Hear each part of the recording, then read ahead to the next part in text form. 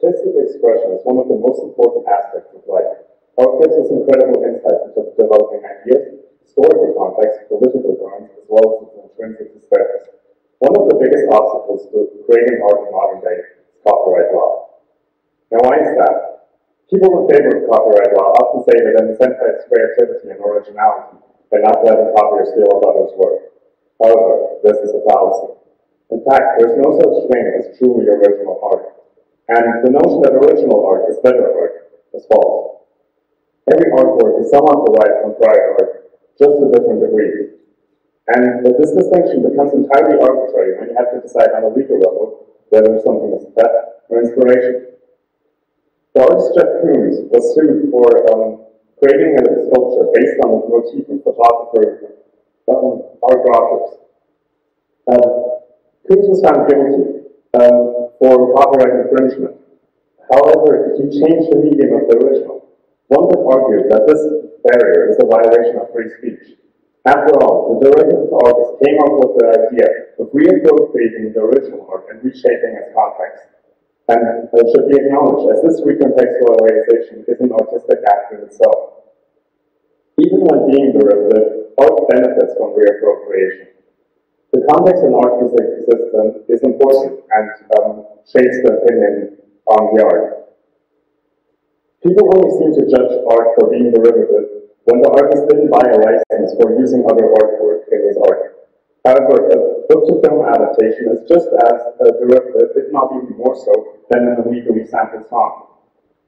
This argument for copyright is an inherently classist one, in that adapting art is seen as a privilege and poor artists are prevented from it.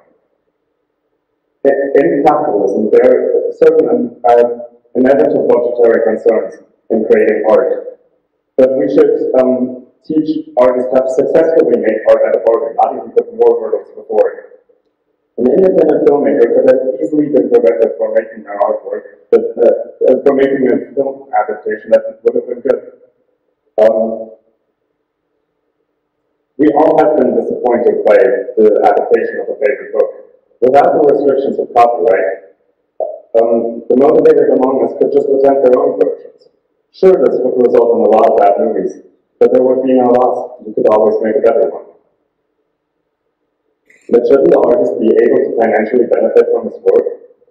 This is more of an appeal to the profit motive, and the more the intention of the art is removed from profit, the better. Artists should be able to make money, but not by dictating further use of their art. What about actual copying, though? What about using other people's work and just posting it on your website? Surely that should be illegal, right? Well, it still spreads the art to consumers who might not have access to it behind paywall. The popular band King Crimson don't post their music on services like Spotify and Apple Music. So it would have been forced to pay for their music, even though I would not have known if it would be hardcore supported. So I torrented it, but that doesn't mean I'm a lost customer. I ended up liking them so much that I bought concert tickets, a vinyl LP, and this t-shirt. In this case, pirating has gained a customer instead of losing one. This is not an individual case either. The website Porn Freak has showed in a 2017 statistic that the most pirated show for the last 6 years has been Game of Thrones. But Game of Thrones is still the most popular show with surveying for legal use only. In fact, viewership has drastically increased season to season, according to Nielsen Media Research. This is likely because people originally might torrent the show, but then increasingly become convinced that it's worth paying money for.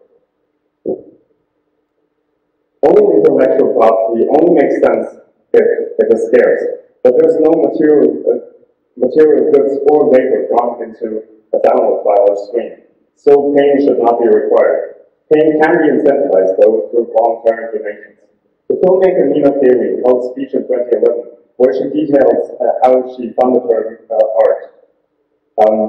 People are allowed to watch and spread their film Cita Sings the Blues for free, but can leave voluntary donations directly via her website.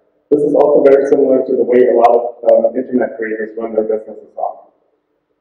By mandating a general paywall, we consumers can't control whether the money we pay is going directly to the artist. This allows media companies to exploit the artist for profit. my next point. Copyright isn't owned by the artists who make the art, but by the companies who employ them. This is just another way in how private companies exploit their workers by owning the means of production. Since we as individuals do not yet have the means to abolish copyright law, we need to support short-term solutions, like direct support of artists independent from purchasing art, using alternative distribution and donation services, as well as spreading art. Post art on social media, on file sharing sites, and on YouTube. If you're an artist, make your art royalty-free and allow it to be shared. Copyright is exploitative, restrictive to consumers and artists, especially poor ones, and unnecessary. Abolish copyright now. Let art be free, as all speech should be. Thank you.